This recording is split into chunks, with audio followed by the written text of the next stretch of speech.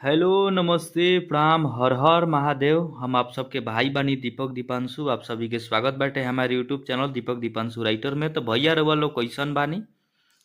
हमरा आशा ना पूरा विश्वास बा कि आप लोग एकदम ठीक होखम और एकदम ठीक रह जा, मस्त रह जा, स्वस्थ रह जा और आप लोग अपने काम में व्यस्त रह जा। तो चली भैया, आज हम रोज सब खातिर बहुत एगो जबरदस्त नया साल के गाना लेकर के आइल बानी। Happy new year song 2026। तो हमारा आशा ना पूरा विश्वास बा कि आप लोग के हमारी लिखल गाना बनावल वीडियो आप सबके बहुत ही बेहद पसंद है, अच्छा लगे और आप सबके प्यार दुलार सपोर्ट और आशीर्वाद अपने भाई दीपक दीपांशु का और इस चैनल के आप सब जरूर देहब जा।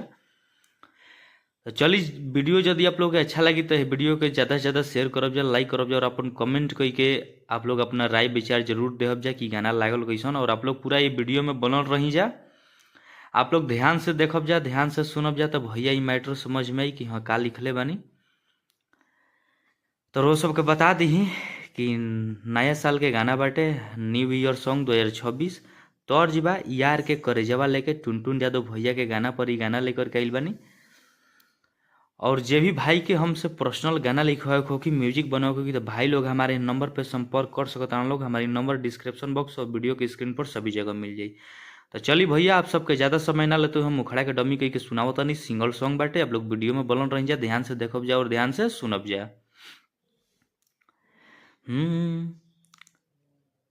कि देताई बधाई आई गोइल नया साल ए जान, पहिले रखनी जैसे राखब खयाल ए जान।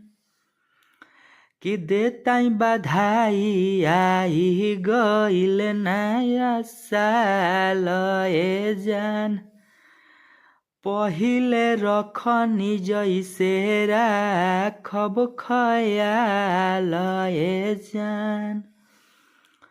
कि तुहरो त मन नहीं लागत होए जाड़ा में, आ पिकनिक मनावे जानो आवय सोआरा में, आ पार्टी मनावे जानो चलय सोआरा में।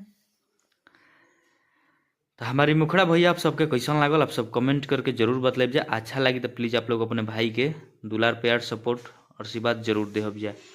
चलिए, धन्यवाद।